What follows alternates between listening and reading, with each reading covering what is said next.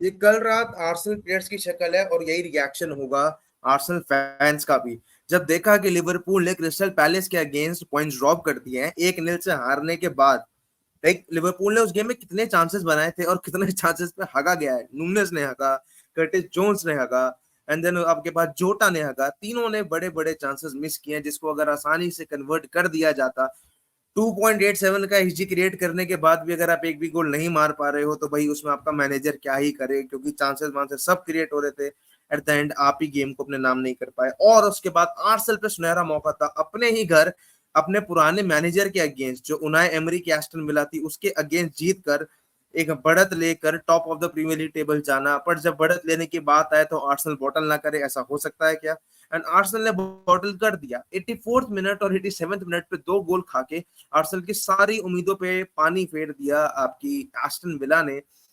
और क्या ही बोला जाए, उधर ल्यूटन से मैन सिटी जीत गई तो मैन सिटी टॉप पर है, और हमें पता था ल्यूटन से तो नहीं हारेगी मैन सिटी।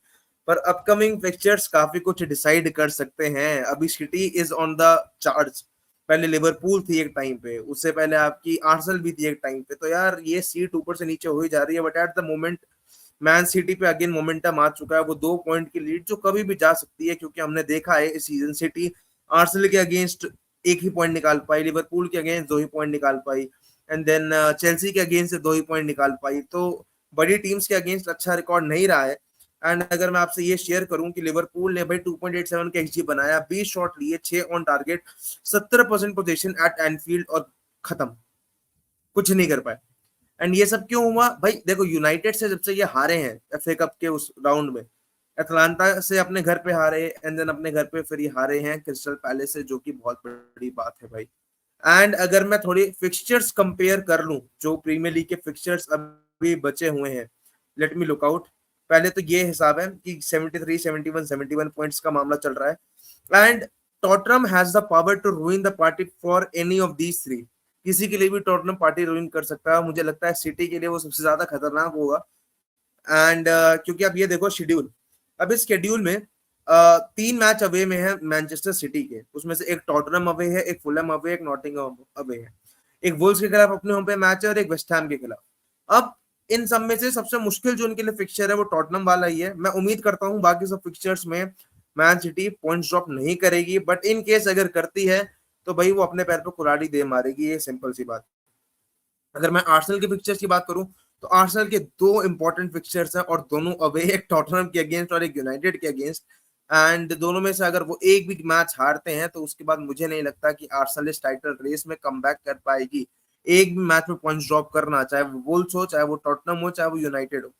मैं इनके घर की तो बात ही नहीं कर रहा कि वो पॉइंट्स तो ले ही जाएंगे, पर इनके 3 अवे फिक्चर्स हैं। इधर सिटी के दो ही भी 3 अवे फिक्चर्स हैं, पर उसमें से एक काफी इंपॉर्टेंट है और बाकी दो टीम इतनी स्ट्रांग नहीं है। बट अगेन अगर उन्होंने भी कुछ ऐसा करिश्मा कर दिया तो भाई लग जाएंगे इस प्रीमियर लीग टाइटल रेस के।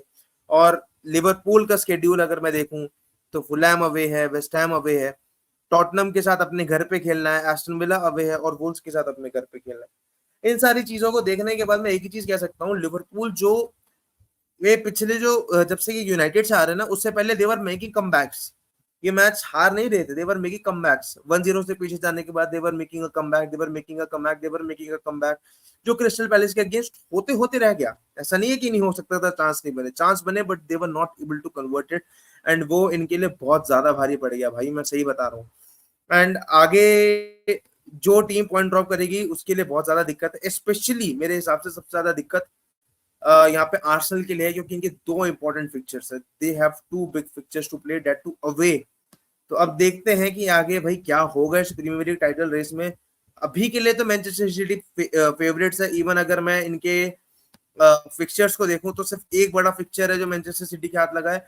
बट कुछ कह नहीं सकते भाई, क्योंकि सिटी भी इस साल वैसी दिखी नहीं है। बट अगर ऐसे करके भी वो टाइटल रेस निकाल लेती है तो it's up to Tottenham, it's up to your Liverpool, and it's up to Arsenal कि उन्होंने किस तरीके से पॉइंट्स ड्रॉप करके मोमेंटम दे दिया आपकी मैनचेस्टर सिटी को ये टाइटल अपने नाम करने के लिए।